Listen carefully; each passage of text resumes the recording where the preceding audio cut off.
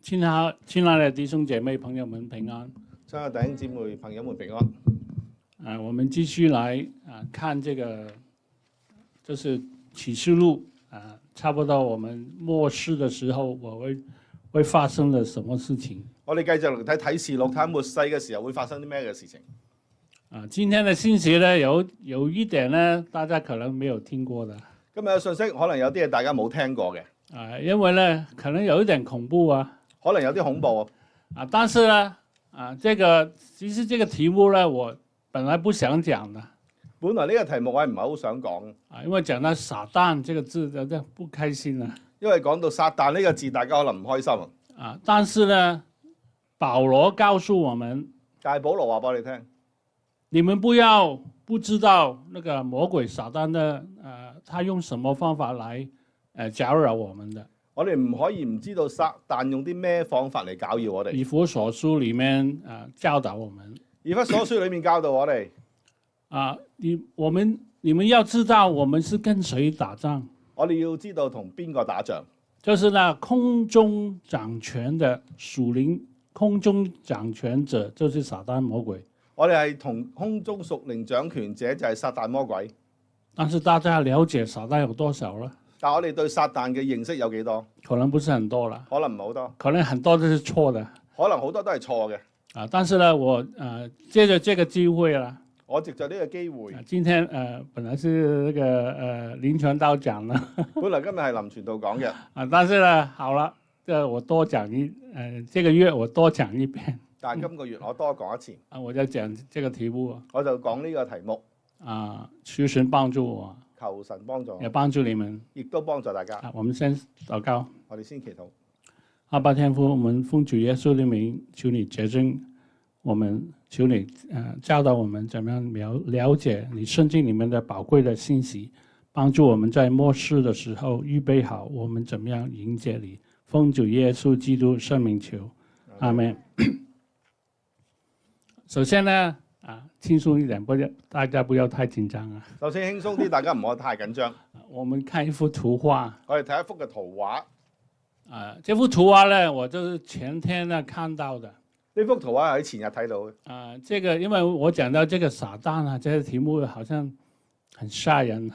我講到撒旦呢個題目好似好嚇人後來呢，我找到一個畫家，是基督徒的畫家。我後嚟揾到一個基督徒嘅畫家。他是在澳洲長大的。喺歐洲長大嘅。澳洲長大嘅。澳洲啊 ，Australia。澳洲長大嘅。他呢他的家族啦，我看到他背景的時候，我覺得真的很感恩啊。我睇到佢家族背景嘅時候，我真係好感恩。他說我的家族是一個囚犯嚟嘅。佢話我嘅家族係一個囚犯嚟嘅。你們知道那個澳洲呢，以前呢就是那些英國的囚犯送到那邊呢住的。以前咧澳洲嗰啲囚犯係送到去英國嗰邊住嘅。調轉咗，英國啲囚犯，英國嘅囚犯係送去澳洲嗰度住嘅。因為那個是很偏僻的一個地方。因為嗰度係一個好偏僻嘅地方。所以他查他的家譜啦，他有很多的囚犯他的祖宗很多啦。所以佢揾佢家譜嘅時候，佢個祖宗係有好多係喺嗰邊嘅。就是囚犯係囚犯。但是呢，他年輕的時候呢，他參加一個活動，就是怎麼樣做完這個活動以後呢，可以成為一個軍人。但係當時佢做年輕嘅時候參加咗活動，點樣做一個軍人。後來他當兵啦。後嚟佢當咗兵。但後來呢，他的上司覺得哇，他畫畫很漂亮啊。但係當時佢嘅上司覺得佢畫畫好靚。你幫我們那個軍隊裡面畫那個圖啊。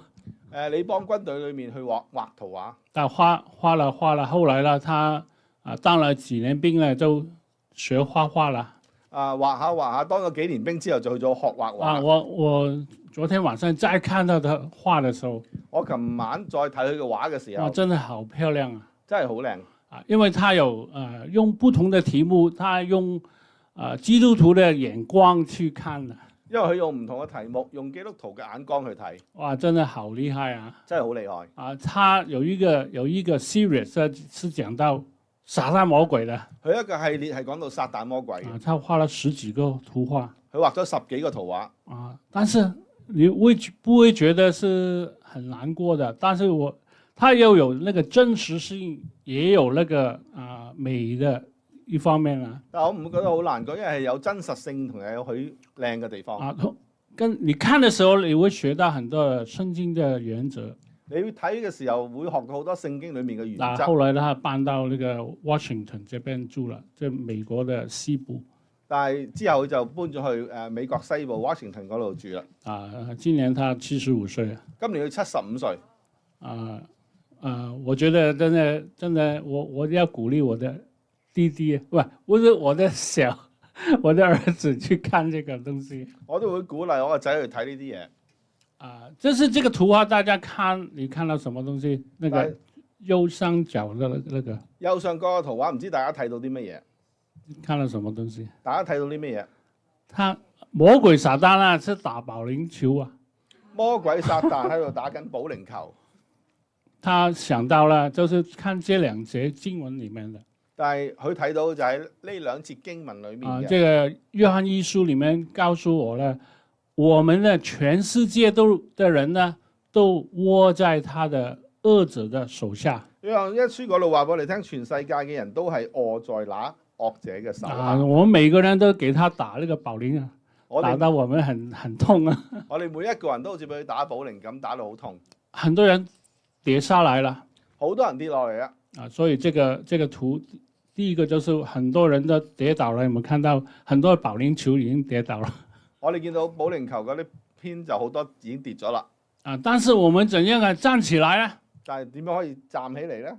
用堅固的信心，用堅固嘅信來心抵擋它，好像中間一個一樣，就好似中間嗰個咁樣。要穿起神的全副軍裝，去穿上神嘅全副軍裝。哇！這樣子看那個，我覺得很吸引啦。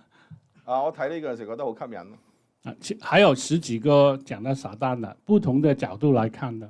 好多都係講到撒旦，用唔同嘅角度去睇嘅。就你會想看的，因為它每一個圖畫好漂亮，但是漂亮裡面呢也有它的重點要學習的。你會都好想睇，因為佢哋每一幅圖畫都好靚，但係最終佢哋一個信息喺後面。但是呢，我們現在看下一個圖了。我哋而家睇下一個圖。我們知道了撒旦，聖經裡面告訴我們，撒旦是一個世界空中的屬靈的掌權的。我哋睇到聖經講到撒旦係空中嘅掌權者。彼得前書裡面告訴我們呢，彼得前書嗰度咁講，那惡者呢，整天在這個地上尋找可吞吃的人。呢個惡者整日喺地上尋找可吞吃嘅人。但是有一個調查報告是怎麼樣講呢？第一個調查報告係點講？當你相信撒旦存在的時候，當你相信撒旦存在嘅時候，你就會相信有神存在，你就會相信有神嘅存在。我們看2001年的相信魔鬼存在的百分比是多少啊？我哋睇下2001年相信有撒旦存在嘅百分比係幾多？是68%。係68%。2023年呢？2023年呢？撒旦魔鬼存在有多少人認為是存在的？喺2023年相信撒旦魔鬼存在嘅有幾多？多了還是少了？多定係少？少了。少啦。少了很多了，其實少咗好多。表示呢，我們到現在這個年代，越來越多的人不相信有神。我哋呢個年代越嚟越多人唔相信有神。當你相信有魔鬼的時候，你就會相信有神。你相信有魔鬼嘅時候，你就會相信有神。你不相信有魔鬼的時候，你不會相信有神。你唔相信有魔鬼嘅時候，你就唔會相信有神。另外呢，因為魔鬼跟這個地獄也是有關係的。魔鬼同地獄亦都係有關係嘅。所以那個相信有地獄的，跟那個魔鬼的差不多的 percentage。相信有魔鬼同相信有地獄嘅嗰個比例係差唔多。71、71、59、59。啊，所以我們說對上帝信心是伴隨着這個對魔鬼的存在的懷疑。對上帝失去信心係伴隨隨着對魔鬼嘅懷疑。當你覺得神沒有了，當你覺得神冇啦，懷疑有沒有神啦，懷疑冇神啦，你也有懷疑有沒有魔鬼，你都懷疑有冇魔鬼。啊，但是呢個真相是告訴你啦，但係真相係話俾你哋聽，這是按照聖經來講的。按照聖經嚟講，你有Andrew 你讀得噶啦，睇唔睇到個字好細？魔鬼呢度都有，啊太細啦。令人驚訝嘅係魔鬼現在他不是在地獄裏面，更加令你驚訝嘅是，魔鬼直到如今，他從未進入地獄裏面，直至大災難之後，魔鬼並非閻羅王。閻羅王，我們中國的傳說。閻羅王係中國嘅傳說。閻羅王是在哪裡住的？閻羅王喺邊度住？地府啊。喺地府。有多少個閻羅王啊？有幾多個閻羅王啊？一個。一個。10殿啊，10個殿啊嘛，10個啦，應該是。應該有10個嘅。我也是看書啊，你跟我檢查一下我有沒有錯啊？我都係睇書翻嚟嘅，你哋檢查下我有冇講錯。閻羅王是在那裡生活的，就是住在地獄。閻羅王就係講住喺地獄。但是我們的這個魔鬼是在那裡住的。但係魔鬼喺邊度住啊？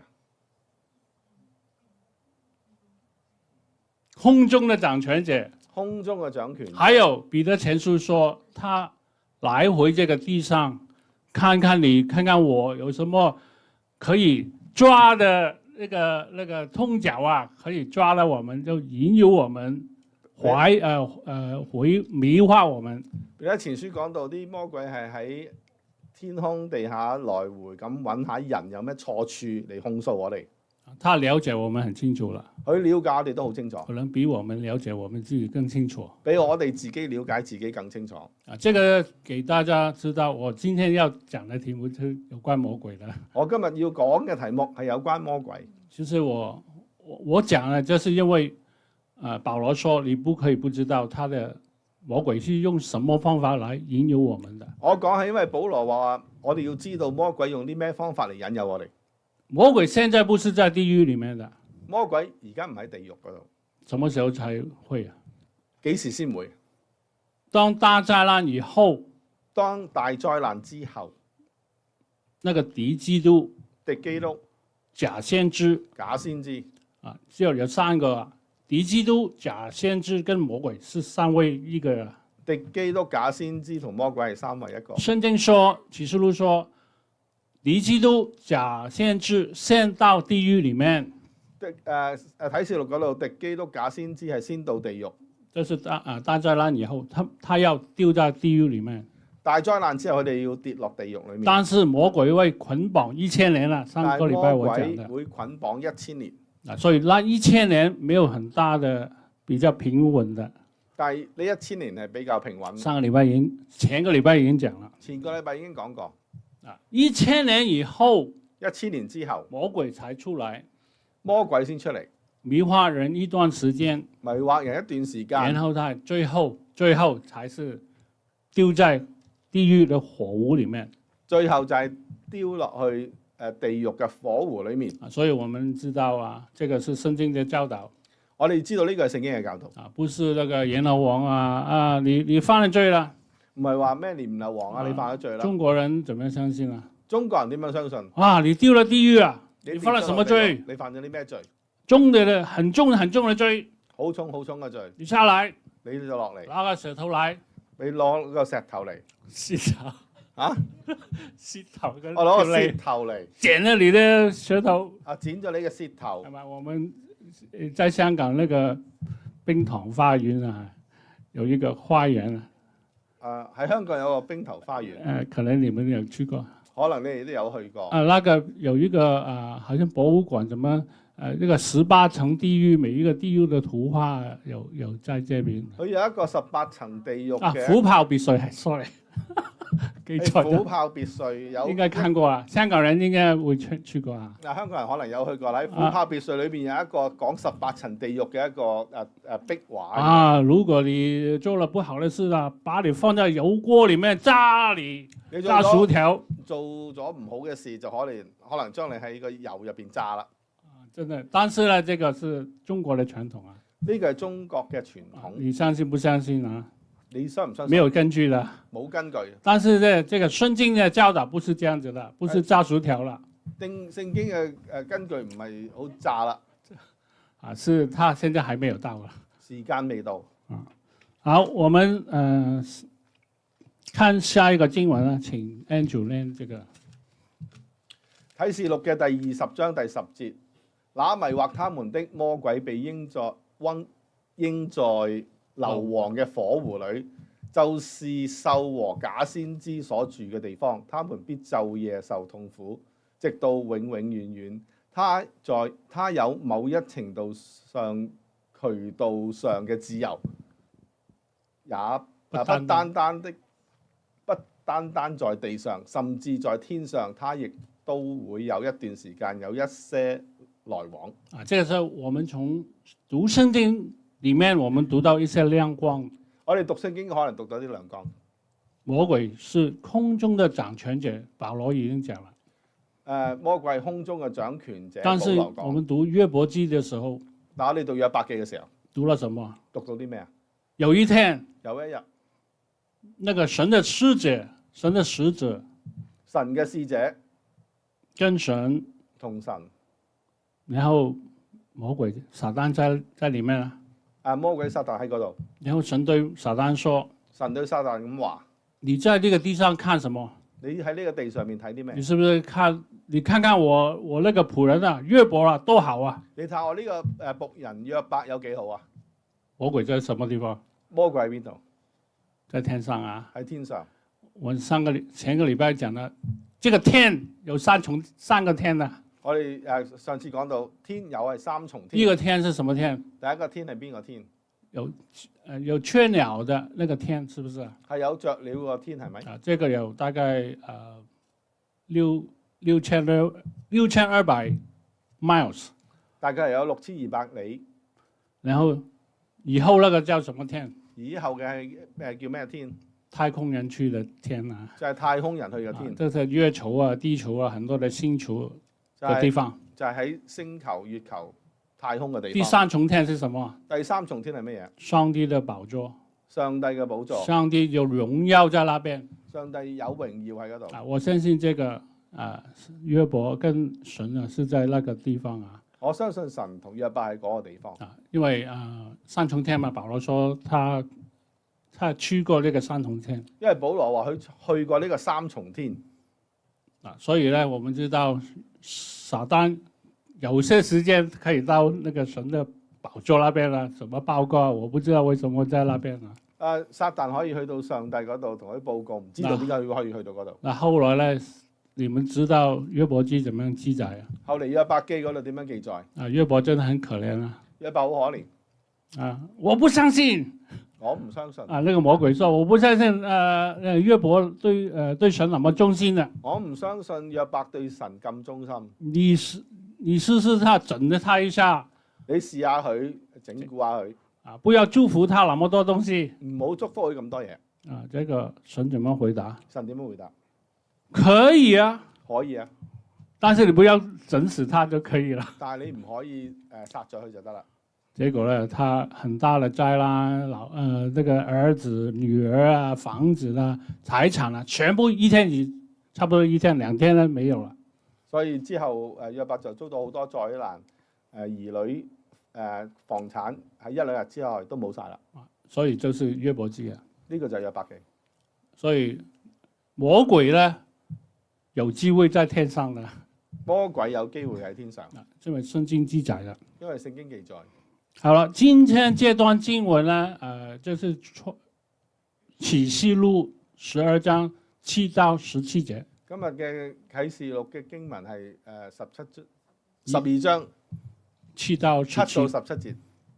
1到6呢，我比較容易明白，所以我不講了。 1到6比較容易明白，所以冇就講。講到那個以前有一段時間，係講到以前有一段時間，那個大紅龍就是要追殺這個婦人啊，就係講緊大紅龍有一段時間要追殺呢個婦人，準備要吃他那個那個婦人所生產那個孩子係要準備要食婦人所生產嘅孩子，結果呢就神了，他吃不到但佢食唔到，這個孩子就是主耶穌啊。孩子就係主耶穌，那個婦人呢，生產的婦人就是以色列國生產嘅婦人就係以色列國。你有空你可以看看，很容易看的。有時間你可以睇下，好容易睇嘅。但是這裡呢是接續前部分的。但係呢度係接住前部分嘅。這裡講到了有一個爭戰啊。呢度講到有一個爭戰，就是天上有一個爭戰。天上有一個爭戰。我們知道啟示錄第4到18章是講到大災難的。啟示錄嘅4到18章係講到大災難，所以現在還沒有發生的啊。而家仲未發生。但是1到6節已經發生，你們知道嗎？但係1到6節都已經發生咗。以色列耶穌已經道成肉身了。耶穌已經道成肉身。所以1到6章那個已經發生了。1到6章已經發生。現在後面呢？現在還沒有發生的。後面嘅係未發生。神啟示了約翰。神啟示咗約翰。約翰看到一個異象，他知道將來有一件事情就是會這樣子發生的。佢睇到一件事情，將來有一件事係會咁樣發生。天上有了爭戰。天上有咗爭戰。我們說天上應該有什麼東西呢？我哋話天上應該有啲咩啊？天堂有什麼東西呢？天堂有啲咩啊？神的榮耀。神嘅榮耀。以後我們到那邊做什麼？以後我哋去嗰度做咩啊？唱詩讚美神。唱詩讚美神。就是講到這裡啊。就係講到呢度。為什麼有爭戰？點解會有爭戰？我們看下去就知道了。我哋睇落去就會知道。我們剛才已經讀了，再讀一遍啦。以弗所書第6章12節。以弗所書6章12節，因我們並不是與屬血氣的爭戰，是與那執政的以及天空屬靈氣的惡魔爭戰。所以今天我要講到撒旦，沒辦法，因為我們要知道撒旦用什麼辦法來攪擾我們人啊！我哋今日要講到撒旦冇辦法，因為我哋要知道撒旦用啲咩方法嚟攪擾我哋。上面有3個大綱，給大家看一看。下面有3個大綱俾大家睇一下。就是從這10節裡面，魔鬼是頑固的。魔鬼係頑固嘅，比你們任何一個人都要頑固。比我哋任何一個人都要頑固。魔鬼是任性的。魔鬼係任性嘅。魔鬼是害人的。魔鬼係害人嘅。這個就是比較容易記的3個英文字。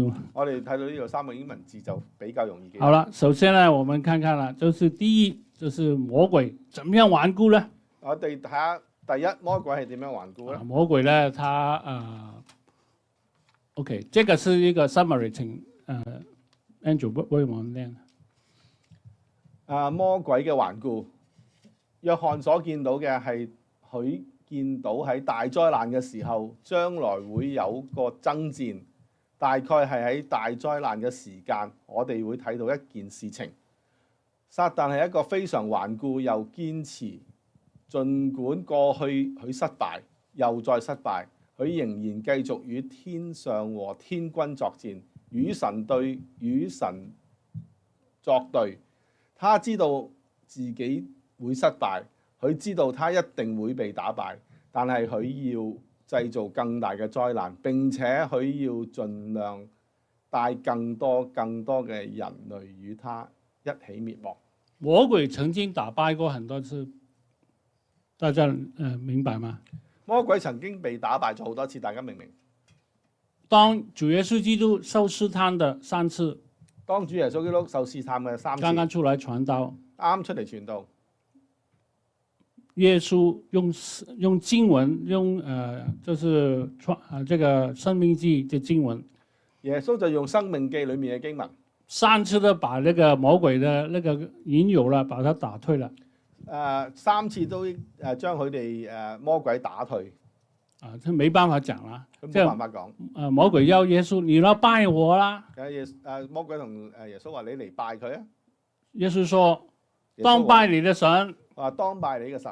魔鬼說你肚子很餓啊，你把這個石頭變成餅啊，你可以不用挨餓啊。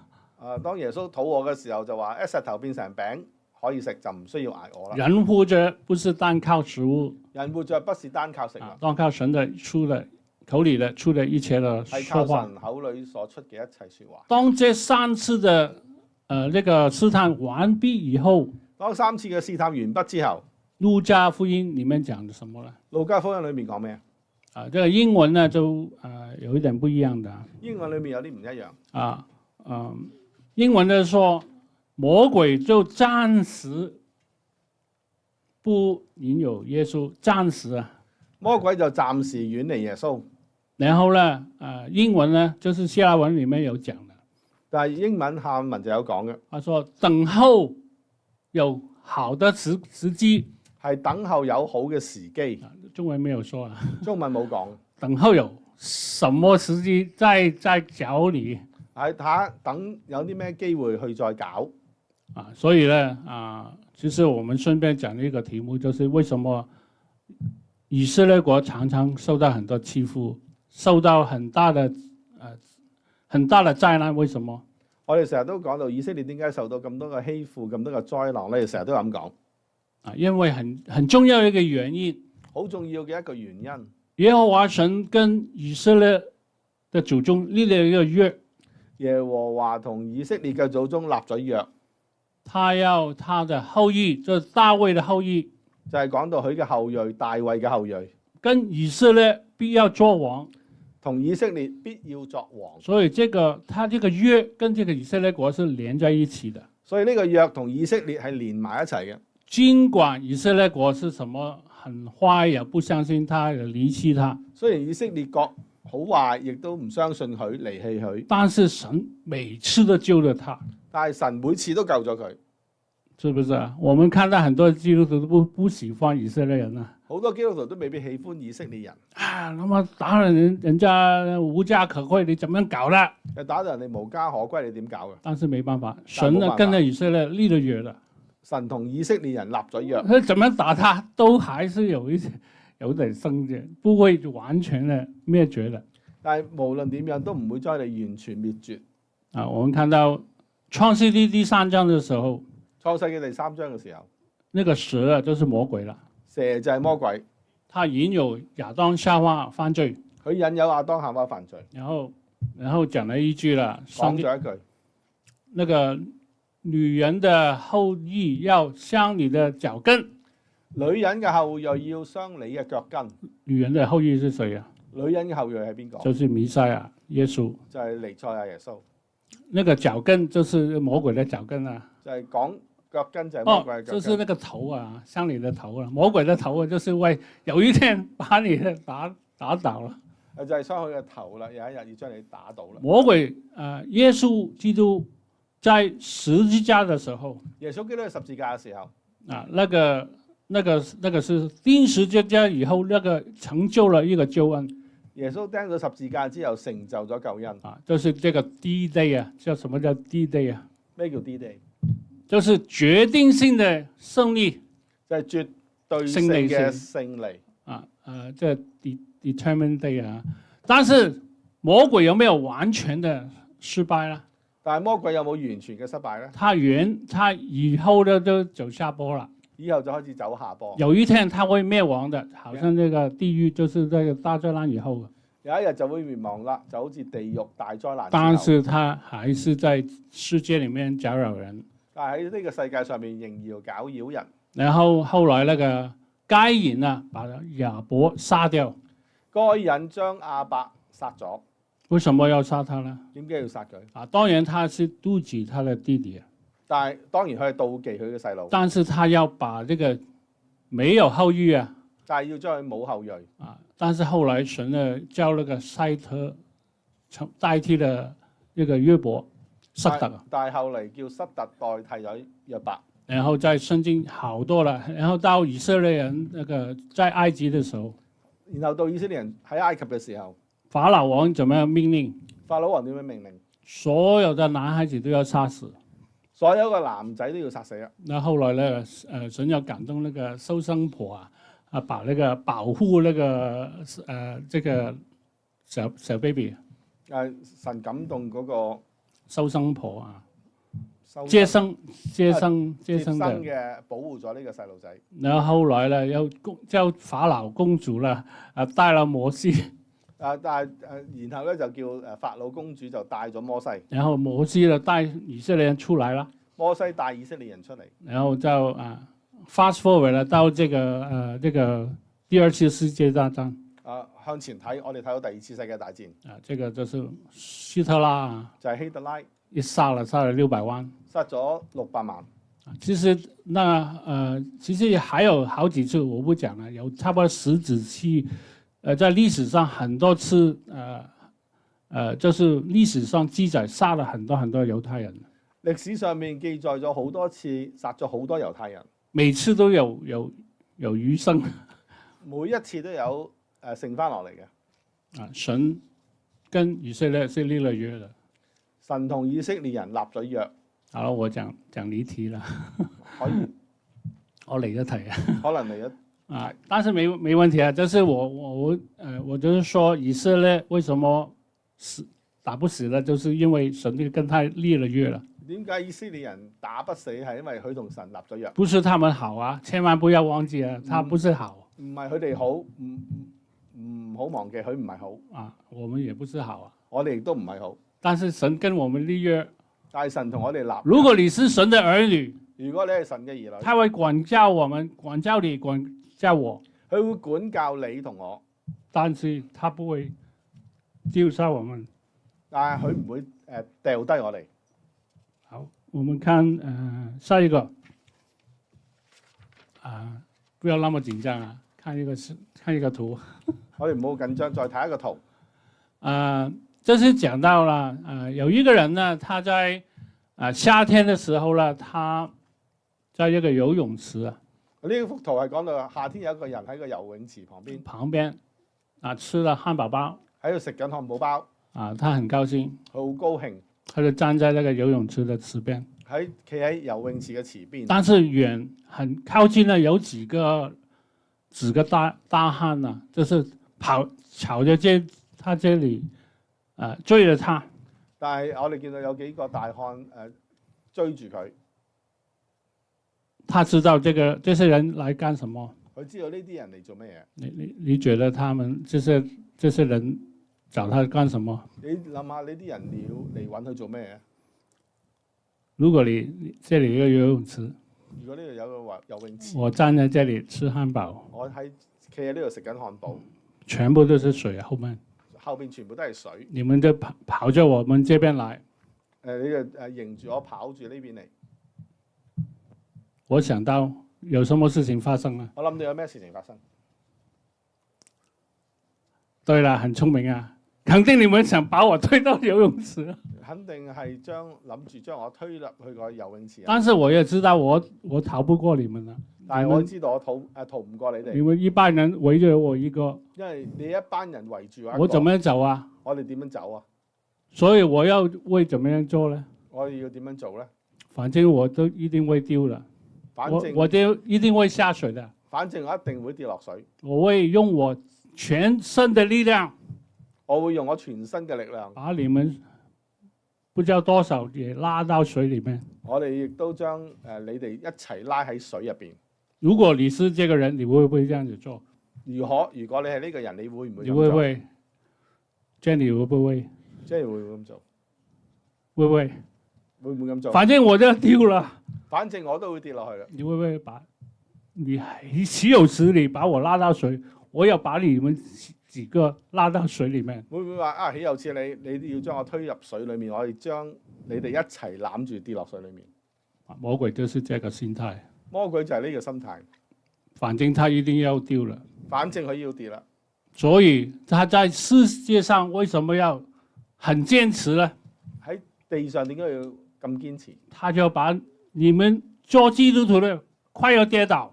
你要做基督徒嘅快要跌倒，你信其他宗教都可以，你信其他宗教都可以，信佛教啊、耶和華見證人啊、回教什麼都可以，信佛教啊、耶和華見證人啊，反正你不要信耶穌就可以了。唔信耶穌就得啦。要不信耶穌，你們一定要下地獄，唔信耶穌就一定落地獄，他就更多人陪他一起佢要更多人陪佢一齊，啊，所以他用很多的方法，所以用好多方法。用錢啊，你賺多的錢不要去教會你用錢啊，賺多啲錢唔好去教會，啊，你要享受，你要享受你的人生，你要享受你嘅人生，不要去教會唔好，去教會沒用的，教會浪冇用費時間的。浪費時間。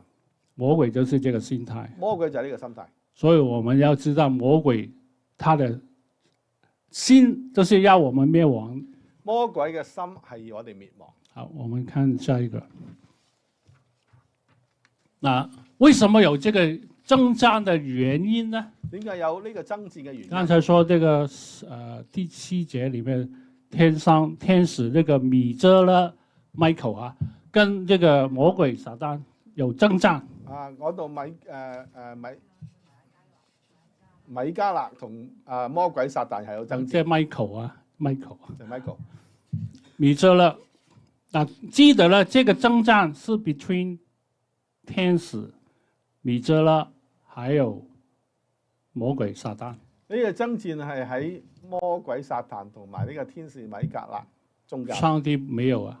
上帝冇參與。如果是這個他們兩個爭戰，如果魔鬼肯定不能夠跟上帝打架的。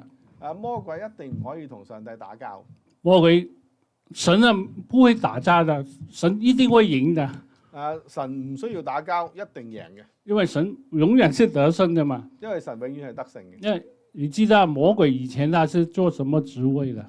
以前魔鬼係做咩職位？天使長啊，可能以前呢，他是老大，那個米遮勒在佢手下都。可能以前佢係米迦勒嘅因為他本來是天使長嘛。本來係天使長。但是現在這個天使長是米遮勒。但係而家嘅天使長就係米迦勒。他們爭戰嘅時候，佢哋爭戰嘅時候，為什麼有爭戰呢？點解要爭戰？有一些聖經學者這樣子提議啊。有啲聖經學者咁樣提議，可能對，也可能不對，但是我覺得有可能，我跟大家分享。可能啱，可能唔啱，但係我嘅可能就同大家分享。帖撒羅尼迦前書裡面第4章講到一件事情。帖撒羅尼迦前書第4章嗰度講到一件事情。我們基督徒啊，記得啦，我們隨時都會被提在天上的。我哋基督徒記得，我哋隨時會被提天上。就是在記載在這個經文啦。就係記載喺呢段嘅經文。當這個主必從天降臨啦。佢哋講到當主必從天降臨。有呼叫的聲音。有呼叫嘅聲音。這個誰呼叫我不知道啊。有邊個呼叫我唔知道。還有號筒吹響的聲音。有號筒吹響嘅聲音。天使長的聲音。天使長嘅聲音。呼叫的聲音，有人懷疑就是這個米遮勒跟那個魔鬼打架的時候。呼叫嘅聲音，有人講到話係個天使長同魔鬼。因為聖經裡面記載呢，我們聖徒在那裡去到那裡啊，在這個被提的時候。我哋睇到聖經，我哋被提嘅時候，我哋去到邊度？不是去日本啊，唔係日本，不是去中國啊，唔係中國，天空啊，喺天空中相遇，喺空中相遇。魔鬼是空中的掌權者，魔鬼係空中嘅掌權者。所以有人猜想啦，我們上去的時候一定碰到這個魔鬼的，還有他的使者。我哋有人講話，我哋上去嘅時候一定碰到魔鬼嘅使者。可能啊，就是這個打架的時間啦，就係可能呢個打交嘅時間，給大家一個參考啊，俾大家一個參考啊。好，我們看下一個。好，講到第2點呢，講到魔鬼，就是任性的魔鬼啊 ，perverse。魔鬼係任性嘅。好，請念這段經文。啟示錄嘅第12章9到10節。大龍就是那古蛇，名叫魔鬼，又叫撒旦，是迷惑普天下的。他被摔在地上，他的使者也一同被摔下去。我聽見在天上有大聲音說：我神的救恩、能力、國度，並他基督的權柄，現在都來到了，因為那在我們神面前晝夜控訴我們弟兄的，已經被摔下去了。先師長跟那個魔鬼，就是交戰以後有什麼結果呢？天使長同魔鬼交戰之後有啲咩結果？魔鬼被趕出天上了，魔鬼被趕出天，以後都不能夠在天上，他被摔在地下，佢被摔喺地上，包括那個海啊，包括海啊，包括海，後面有講的。後面有講嘅。這裡呢，這節經文呢講到魔鬼幾個的名字，有沒有留意啊？呢度講到魔鬼有幾個嘅名，大家有冇留意？魔鬼有叫撒旦啊，魔鬼又叫撒旦，魔鬼就是那個欺騙的意思啊。魔鬼係欺騙嘅意思。撒旦撒旦也是那個毀謗，專門是控告毀謗人的。撒旦就係專門控告毀謗人嘅。講是非啊，講是非。好像魔鬼跟那個神啊，在那個約伯的時候，哎呀你，那個約伯有什麼好啊？他只是不你祝福他吧，控告他的。好似約伯記魔鬼同上帝講話，佢有咩好啊？佢控告佢。你給他好處，所以他就敬拜你啦。俾佢好處先可以嚟敬拜你。結果呢？結果呢？神允許啦，記得神允許這個魔鬼試探他了。神容許魔鬼去試探佢。所以有時候我們遇到很多困難的時候，所以有時候我哋遇到好多困難嘅時候，記得一個東西，記得一樣嘢，神允許的。神容許。哎，為什麼這樣子的？神啊，也不公平啊！點解係咁樣咧？神啊，唔公平。神允許的。神容許。為什麼要允許？為咗啲咩容許咧？對我對你有好處的。對你對我有好處。雖然你不想見到這個情況，雖然你唔想見到呢個情況，但是神允許的，一定是對你好的，係會對你好嘅。心很難過，但是要順服啊，很難。心裏面好難過，但係要順服。這裏講到魔鬼就是一個欺騙人的。呢度講到魔鬼係欺騙人，那個毀謗人的，毀謗人，講是非的，講是非。有時候我們都是魔鬼啊。有時候我哋都係魔鬼講是非，那個不好不好。講是非呢個唔好唔好。這裏還有一個名字叫古蛇。呢度有一個名叫古蛇。在啟示錄裏面講到魔鬼有一個字，只有啟示錄講的。呢度啟示錄只有啟示錄一個字係有講嘅。講到魔鬼是龍，魔鬼係龍。不是中國人的龍啊。唔係中國人嘅龍。龍就是為什麼只有啟示錄只有龍這個字？點解啟示錄先會有龍呢個字咧？因為龍那個本性是很兇暴的。因為龍呢個本性係兇暴、很殘忍的，好殘忍嘅。在啟示錄裡面表現那個魔鬼就是這樣子的性格。佢就喺啟示錄裡面就表示魔鬼就係呢一個嘅性格。他很殘暴，佢好強暴。以前的經文呢講到魔鬼好像光明的天使，那麼漂亮的。以前聖經講到魔鬼好似光明嘅天使咁靚。不是兩個頭牛角啊，不是這樣子的。唔係兩個頭上面有光。穿西裝的，好不錯的。穿西裝嘅好唔錯嘅。但是在啟示錄的魔鬼呢，就是龍。啟示錄裡面嘅魔鬼就係龍。哇，我們明年是龍年啦，沒有關係啦，不要搞錯。出年係龍年啦。我哋出年係龍年，沒有關係，不要去魔鬼那邊就可以。我哋唔可以去魔鬼嗰邊就得啦。好，最後那個勝利還是神一定要勝利的。最後神一定勝利。因為他被摔下來。因為魔鬼被摔咗落嚟。為什麼我們叫這段經文叫大災難呢？我哋點解叫呢段經文為大災難呢？因為有兩個很重要的事情發生。因為有兩樣好重要嘅事情要發生。天上有什麼事情？第7節裡面。天上面有啲咩事情要發生？第一句剛才我們講的。之前我哋有打架，係嘛？征戰嘛。打仗爭戰。然後地下呢？地下呢？那個魔鬼被丟下來了。魔鬼被丟咗落嚟啦。所以第一個就是那個神憤怒，這個呢在啟示錄講到，這個是羔羊的憤怒。喺啟示錄裏面講到呢個係一個羔羊嘅憤怒。第6章跟第14章裡面講到羔羊的憤怒。第6章14章裏面講到羔羊嘅憤怒。所以第一個憤怒就是神憤怒了。第一個憤怒就係主耶穌基督憤怒了。主耶穌憤怒，因為他殺了很多的無辜的基督徒。因為佢殺咗好多無辜嘅基督徒。大災難裡面殺了很多的猶太人啊。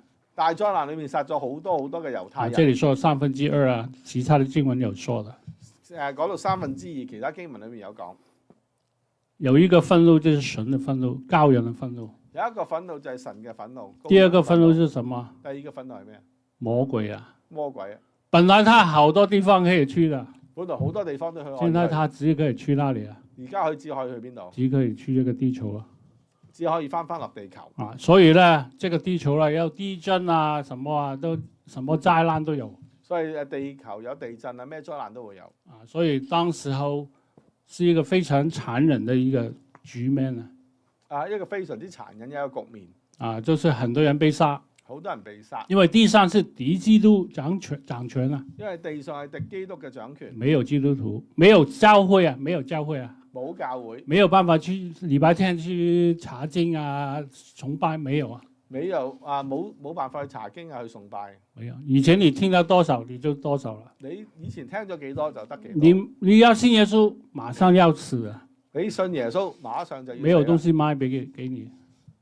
冇嘢賣俾你。啊，就是啟示錄記載的嘛。就係啟示錄咁講。有時候我們知道魔鬼是一個控告弟兄的。我哋知道魔鬼係一個控告弟兄嘅。啊，他怎麼樣控告弟兄呢？佢點樣控告弟兄呢？魔鬼很狡猾的。魔鬼好狡猾。當我們遇到一些試探，當我哋遇到一啲試探嘅時候，譬如咁話，魔鬼會對我們說：啊，這裡有東西可以偷。啊，佢話呢度有啲嘢可以偷。啊，公司那個抽屜裡面有幾百萬，沒有人知道。公司裏面有幾百萬，冇人知道。所以你是基督徒啊？你係基督徒，他會告訴你，佢會話俾你聽，沒事的，冇事嘅，拿啦，攞咗去啦，不拿就笨啦，唔攞就笨啦，拿啦，攞咗啦，一定沒事啦，一定冇事嘅。當我們基督徒中了計的時候，拿了以後，我哋基督徒中計攞咗之後，魔鬼馬上要說，魔鬼就會馬上你不配做這個基督徒啊！你唔配做呢個基督徒。你做什麼基督徒啊？你做咩基督徒？你犯罪啦！你犯罪。神就不在你的心裡面啊！神唔喺你嘅心裡面。離開神吧！離開神吧！是不是啊？魔鬼是引誘你的時候說沒事。魔鬼引誘你嘅時候話冇事。啊，找這個女人啦，沒問題啦。揾呢個女人冇問題。啊，這個一點點沒問題的。呢一啲啲冇問題。但是你犯了罪以後，但你犯咗罪之後，你死定了。你死定啦！你還是一個牧師，你要做一個牧師，你怎麼不死呢？你沒辦法去侍奉神啊！你冇辦法再侍奉神，是不是啊？係咪咁樣？神很多時候都是用那個控告我們。魔鬼好多時候都係控告我哋。啊，首先說沒事，首先話冇事，那後來就很大問題。後嚟之後就好大問題。所以我們基督徒就不讀經、不禱告，基督徒就唔讀經祈禱，不去教會，唔去教會，很軟弱，好軟弱，就跌下來了，就會跌倒啦，就會跌倒，包括傳道人啦，包括傳道人啊，所以你們為你們傳道人禱告，要為傳道人祈禱啊，一個跌下來就整個教會會受影響的，一個跌咗落嚟，整間教會都可能受影響。啊，所以求神憐憫我們，求神憐憫我哋。我們知道魔鬼是常常喜歡用這種控告我們，魔鬼時常中意用呢一個方法去控告我哋。好，最後第三點，最後第三點，魔鬼呢是害人啊，魔鬼係害人。啊，這裡請念這個12道。OK，只是地與海有禍了，因為魔鬼和道自己的時候不多。魔鬼知道自己嘅時候不多，就氣憤憤地下到你們那裡去了。龍見兒子被摔在地上，就逼迫那生男孩子的婦人。於是有大鷹的2個翅膀賜給婦人，叫他能飛到曠野，到自己的地方躲避那蛇。他在那裡被活養活一載、兩載、半載。啊，這個呢，我有些經文我剪掉了有啲經文減咗，啊，主要的內容在裡面12到14節的。主要內容喺12到14節。地和海有禍了，地同海有禍。為什麼有禍？點解有禍？魔鬼掉下來了，魔鬼跌咗落嚟。所有的地，他現在在地跟海裡面做他的好事啊。喺地同海裡面做佢嘅嘢。啊，所以有很多的災難等等啊。好多災難等等。魔鬼也知道他自己時候不多了。魔鬼亦都知時間無多。啊，剛才我跟你講那個游泳池那個吃漢堡那個故事都講這一點啦。講啱啱喺游泳池食漢堡包嘅故事就係講到呢一點啦。他反正自己都要死定啊。佢反正諗住都係死定啦。你們都要陪我。你哋都要陪我。不然我好可以升天堂，你沒有啦，跟我啦。唔好諗住可以好啦，跟我啦。啊，所以魔鬼就是這種態度來迷惑我們。就係用呢個態度嚟迷惑我哋。啊，然後龍見自己被摔到地上。龍睇到自己被摔倒在地上。龍是誰啊？剛才龍係邊個？不是龍的傳人啊。唔係龍嘅傳人。是龍是魔鬼，啟示錄是講到魔鬼的。龍係講到魔鬼。龍呢是一個很兇暴的，一個很殘忍的一種動物啊。龍係一個好殘忍、好兇殘嘅動物。他就逼迫那生男孩子的婦人，就逼迫嗰個生男孩子嘅婦人。生男孩子，男孩子是誰啊？男孩子係邊個？剛才第4節裡面都是講到耶穌出生那個。第4節嗰度就講到耶穌出生嗰度。那個婦人是誰啊？婦人係邊個？以色列國。係以色列國。所以歷世歷代都會有逼迫以色列這個事情的。所以歷代都有逼迫以色列嘅事情發生。特別在末世嘅時候越來越多。喺摩西嘅時候越嚟越多。末世啊，末世嘅時候越嚟越多。因為這個約神跟以色列人立約，包括是以色列的。因為神同人立約係包括咗以色列。以色列沒辦法沒有的，一定有的。以色列冇辦法冇啊，一定有。雖然它不是一個好東西啊。雖然佢都唔係好。啊，但是神跟他立了約，沒辦法。但係神同佢立咗約，冇辦法。所以在末世嘅時候，他會逼迫這個以色列。所以喺末世裡面一定會逼迫以色列。我們知道肯定啊，這個哈以戰爭以後，我哋知道呢個哈米吉多頓戰爭。唔係哈馬斯。哈馬斯戰爭與埋以色列。哈馬斯戰爭同以色列之後，肯定全世界更加的逼迫以色列人、猶太人。我哋會見到更加逼迫以色列人，是不是啊？係咪？你們相信嗎？你哋會唔會相信？很多基督徒開始不喜歡猶太人啦。好多基督徒開始唔中意猶太人啊，因為他們那麼殘暴，那麼殺了那麼多無辜的人。因為佢哋咁殘暴，殺咗咁多無辜嘅人。啊，就不談這個對還是錯啦。我哋唔講佢啱或者錯。反正神已經講啦。反正神都講咗啦。一定會那個魔鬼下到地，一定會追殺那些猶太人。魔鬼落咗地，一定會追殺猶太人。啊，就是以色列國。就係以色列國。啊，這裡呢有說大鷹的2個翅膀給這個婦人。呢度講到話大鷹有2個翅膀賜給婦人。啊，當然呢，啟示錄是一個象徵的一個字來描述這個情況。啟示錄用一個象徵嘅象徵嘅。即係圖畫嚟描述呢個情況。啊，不是以色列國，哇，整個以色列國2個大翅膀生出來，不是這個意思。唔係講到以色列國有大翅膀生出嚟。啊，但是有解經家有這樣子說啦。但係有解經家咁講。可能呢，就是那個啊，他們呢，可能是美國的空軍啊。好，佢哋話有人話可能係美國嘅空軍。美國呢都是用那個鷹嘛。美國就係用鷹。啊，空軍是啊，但是沒有怎麼樣證明人沒有說，他們說哦有一個鷹啊，美國空軍。但係咪咁樣？有人話啊，美國嘅鷹係咪美國嘅空軍咧？咁樣？啊，我不知道啊。我都唔知道。但是以西結書38章裡面講到。喺以西結書38 38章，章上次嗰度我講啦，講到，沒有其他國家幫助他的，冇其他國家幫助佢，是神親自幫助以色列的係神親自幫助以色列。啊，所以我就不知道這個鷹是什麼了我唔知你呢個鷹係咩嘢，啊，到時候我們也不看不見了到時候我哋都睇唔見。啊。也有人呢說他們會逃到什麼地方呢？有人話佢哋會逃到邊度去？耶穌在馬太福音24章裡面，所以馬太福音有24章嗰度講，到那個時候，到呢個時候就他們追到他們去耶路撒冷啊，係追到佢哋去耶路撒冷，然後那個地位分裂了。大家知道耶穌來的時候，那個地位分兩邊啊，東西兩邊。耶穌再嚟嘅時候，地就會分裂。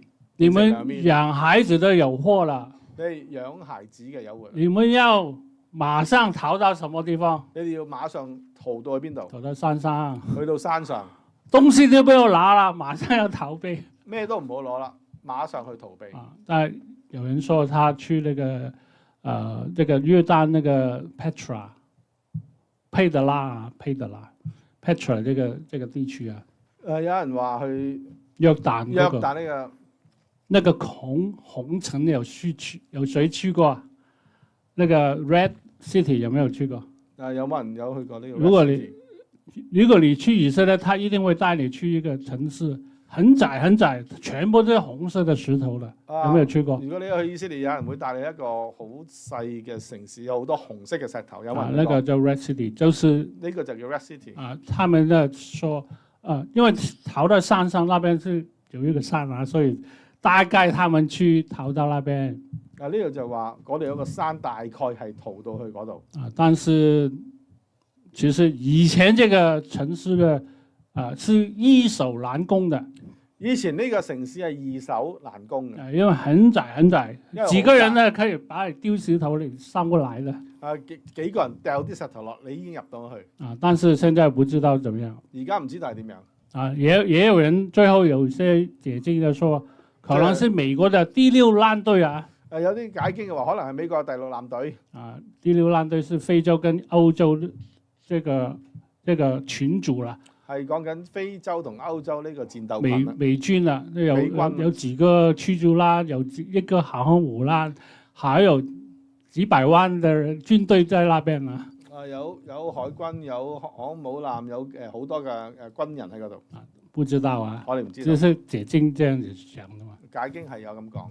他在那裡被養活一載、二載、半載是什麼意思？佢喺嗰度被養活一載、兩載、半載係咩？載就是年啦，載係年。即係但以理書第9章裡面講到。但以理書第9章裡面講到。一載、二載、半載就是這裡。一載、兩載、半載就係呢度。就是1加2加0.5。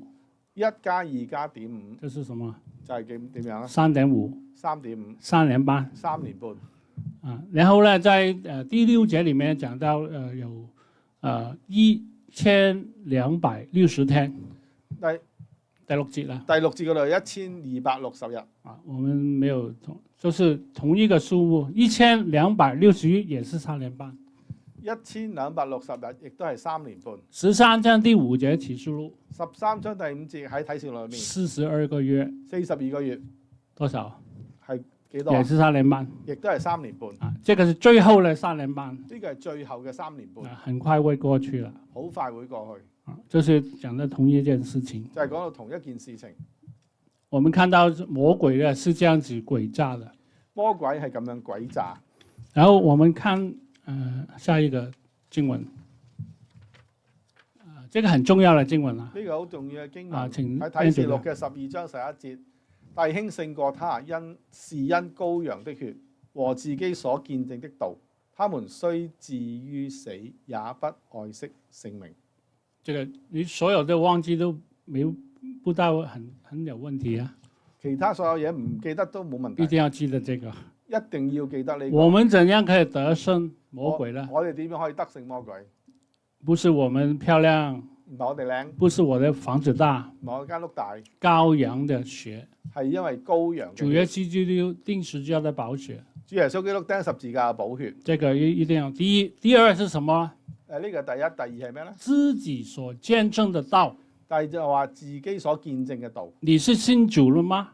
你係咪信主嘅？你有沒有見證啊？你有冇見證啊？你的得救見證是怎麼樣的？你嘅得救見證係點樣啊？所以得救見證是很重要的。所以得救見證係好重要。你怎麼樣信耶穌的？你點樣信耶穌？哦，因為那天很開心，我就不好意思就決志啦。嗰日好開心，唔好意思我就決志啦。不是這個啦，唔係咁樣。開心不一定要舉手啦，開心唔一定要舉手，但是你要清楚知道是羔羊的血。你要清楚知道係羔羊嘅血。ABC 啊，記得啦。ABC 啊，就是第一，就是接受耶穌基督是我的救主。第一就係接受耶穌基督係我救主。第二 B 是什麼啊 B 係咩啊？相信主耶穌從死裏復活，他是神的兒子。相信主耶穌係神嘅兒子，從死裏復活。C， 我是一個罪人，我係一個罪人，我自己沒辦法救自己。我唔能夠自救。你有一個見證啊？你有一個見證。可能某年某月的時候有事情感動你，可能某月某日有一個事情感動你嘅時候，你有病痛，神醫治你；有病痛，神醫治你；有一個很大的困難，神幫你解決；有一個好大嘅困難，神同你解決。你有呢個見證，有呢個見證。還有這裡啊，最末後的時候，還有一個東西啊，末後嘅時候仲有一樣咁嘅嘢。他們雖至於死，也不愛惜生命。他們雖至於死，也不愛惜生命。中文又即係本死咩啊？我唔知個字。有一句話我忘記啦，本死啊，這是不怕死啊。有一句本死唔怕死啊，本死無大害。冇，對對，本死無大害啊。Andrew教我的，我不知道是不是。那個我們的見證呢，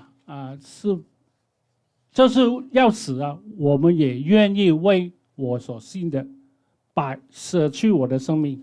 我所信嘅，因為我所信嘅，就算冇咗生命，我哋都現在很多第三世界回教嘅國家基督徒，就是要面對這種。回教第三個世界國家就係面對呢一種。相信耶穌，相信耶穌，馬上要被人追殺，馬上就要俾人追殺，被自己的父母追殺，俾自己嘅父母追殺。有很多人被自己父母殺掉，好多俾自己嘅父母殺咗。所以這個最後我講一個見證啊。最後講一個見證。這是一個宣教師的見證。就係一個宣教師嘅見證。他的名字叫 James Corbett， 詹姆斯卡爾福特。佢嘅名字叫詹姆斯卡爾福特。1813年到1892年。1813到1892年。他太太是個 Mary Corbett。佢太太就 Mary。很高，一個很矮啊。一個好高，一個好矮。可能他先生呢5-6尺都有了。可能先生係6尺高。那個妻子呢沒有到5尺。妻子可能到5尺都冇。所以我不好意思把那個照片擺出來。我雖然唔好意思將佢擺埋一齊。這樣子比較好看一點。咁樣會比較好睇啲。他們是在大概中間的時間呢，133年呢，那個詹姆斯蒙神呼召去這個斐濟群島，誰去過？斐濟群島有冇人去過？沒，跟夏威夷差不多漂亮的。好似夏威夷咁靚嘅。都是去那邊傳道。就去過嗰邊傳道。他上船的時候。去上船嘅時候。那個船長跟他怎麼說呢？船長點樣同佢講？你不要來這裏啊！你唔好嚟呢度。你要死定啦！那個吃人的，一定死梗去食人嘅呢度。不要來啊！唔好嚟。結果呢，這個 James 怎麼說了？呢個 James 點講 ？We die before we come here。我嚟之前已經死咗。他已經本着死了。我這是死，我也要來這裏。就算死我都要嚟呢度。結果他那邊侍奉了17年。喺嗰度侍奉咗17年。很難得。但後來也去南非啊。後嚟亦都去咗南非。他也去南非傳道。佢又去南非傳道。最後又回到英國。最後翻到英國。79歲的時候，就在那個家鄉裏頭有一個教堂紀念他的。79歲嘅時候喺度香港有個教堂紀念佢嘅。他就我已經死了，怕什麼？佢話我已經死咗啦，驚咩？所以我們要學習他。我哋要學習佢。現在這個地方基督徒的比例，你猜有多少？你知唔知而家嘅地方呢度地方非制群島嘅非制群島嘅基督徒嘅比例有幾多63.5%， 63.5%，比很多的國家都要多。比好多個國家都要多。啊，當然也有回教徒，什麼都有。當然仍然有回教徒，有其他。基督徒是最大部分的，佔基督徒係最大部分嘅。啊，所以很難，他的見證神一定紀念。佢嘅見證神一定紀念。啊，我們怎麼樣準備我們在我們的前面的道路裡面？我哋點樣準備我哋前面嘅道路？我們會碰到很多困難，我哋會碰到好多嘅困難。我們知道魔鬼要用什麼方法來引誘我們。我哋知道魔鬼要用咩方法嚟引誘我哋？他要欺騙你，佢要欺騙你，毀謗你，毀謗你，啊，就是迷惑你，迷惑你。犯罪沒問題的，犯罪冇問題。神有恩典有憐憫的，神有恩典有憐憫，無所謂的，你一定得救的，一定得救嘅。啊，我們要小心。我哋要小心。當你犯了罪以後，當你犯咗罪之後，沒救的你。冇救嘅，你上帝不要你的，上帝唔要你啦，教會也不要你的，教會亦都唔要你啦。我們要小心。我哋要小心，魔鬼的，就是一個非常狡猾。魔鬼係非常狡猾。我們知道兩件事情，我哋知道兩件嘅事情。神愛你，神愛你，在你身上有一個美好的計劃。喺你身上面有一個美好嘅計劃。信耶穌的人，你知道神在你身上有一個美好的計劃沒有？信耶穌嘅人，我哋知道神喺你身上有一個美好嘅計劃。他要成全你在那個神面前要做什麼計劃，你要知道。佢要成全你喺神面前要做咩嘅計劃，佢會知道。魔鬼就不是愛你的，魔鬼係唔愛我哋。魔鬼也是恨你的，魔鬼係恨我哋嘅，他要害死你。佢要害死你嘅。有一個目標是什麼？有一個目標係咩？千萬不要信耶穌，千萬唔好信耶穌。不要聽那個基督徒胡說八道。唔好話唔好聽基督徒胡說八道。我們教會有些弟兄的，他們的親人就是這樣子說。我哋教會有啲親人就係咁講。基督徒胡說八道。基督徒話胡說八道。我怕什麼？我要不要信啊？我不要信。我怕咩？我唔要信。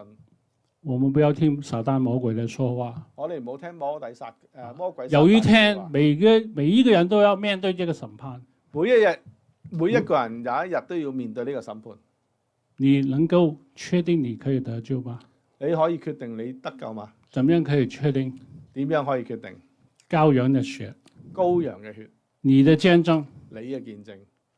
還有個最好不要用死來代替啦。最好就唔需要用死嚟代替。現在你信耶穌不用死了。信耶穌唔需要死嘅。最多給人家笑兩下就沒了。俾人哋笑下就冇啦。但是當大災難的時候不是這樣子的。但係當大災難嘅時候就唔係咁。我們低頭禱告。